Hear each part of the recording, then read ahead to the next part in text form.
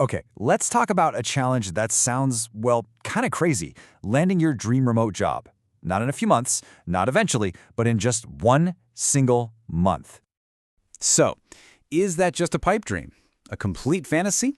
Look, I get it. It sounds almost impossible. But what if I told you there's a focused, strategic sprint that can actually make this happen? A system you can follow. Today, we're going to break down exactly how it works. So here's the game plan. It's a 4-week sprint, and each week has a very specific mission. The best part? Each one builds directly on the last. This isn't about wishing and hoping. It's a clear, structured path to get you from right where you are now straight to a job offer. Let's look at the roadmap. It's broken into 4 distinct phases. Week 1, it's all about preparation. Then, in Week 2, we switch gears into massive action.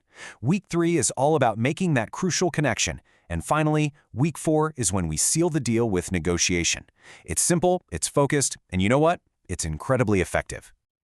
All right, let's dive right in with Week 1, building your foundation. Seriously, think of this as sharpening the axe before you even think about chopping down the tree. The work you do right here, right now, is going to make everything that follows so much faster and way more successful.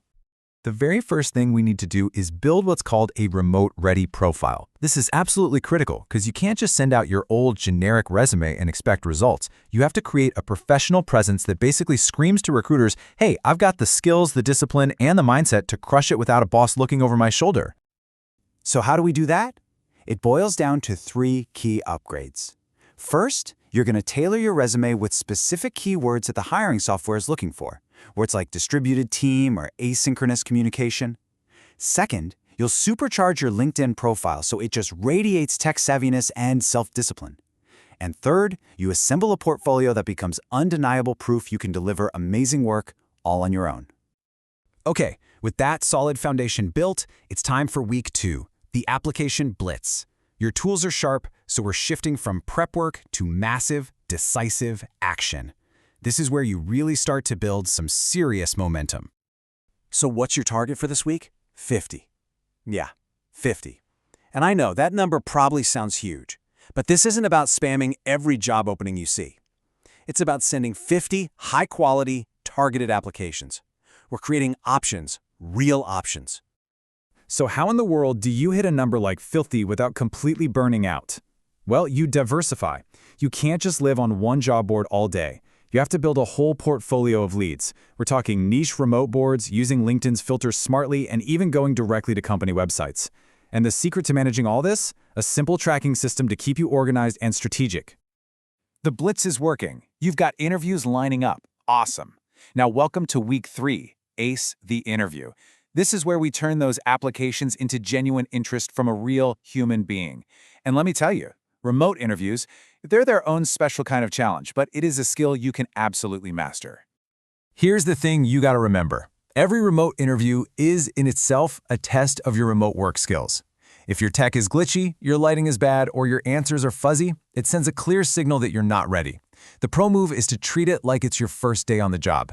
Test your tech, have your key points ready as prompts, not a script, and give concrete, powerful answers using the STAR method. That's situation, task, action, and result.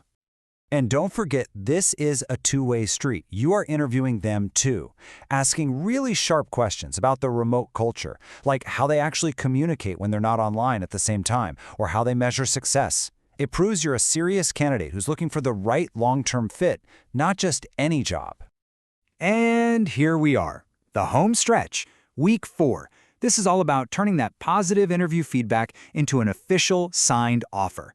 You've impressed them, you've made a connection, and now it is time to get that yes. Please, whatever you do, do not underestimate this step. A quick, personalized thank you email right after your interview does so much more than just seem polite. It proves you're still interested, it gives you a chance to add one last killer point, and it keeps you at the top of their mind. Honestly, it can be the one thing that separates you from the other great candidate in the running. Then, of course, comes negotiation. The key here is to see it as a collaboration, not a confrontation. When you're talking salary, you ground it in research. When it comes to time off, you just clarify the policy. And hey, don't be afraid to ask about a home office stipend. It's becoming a really common perk, and asking about it just shows you're thinking like a pro.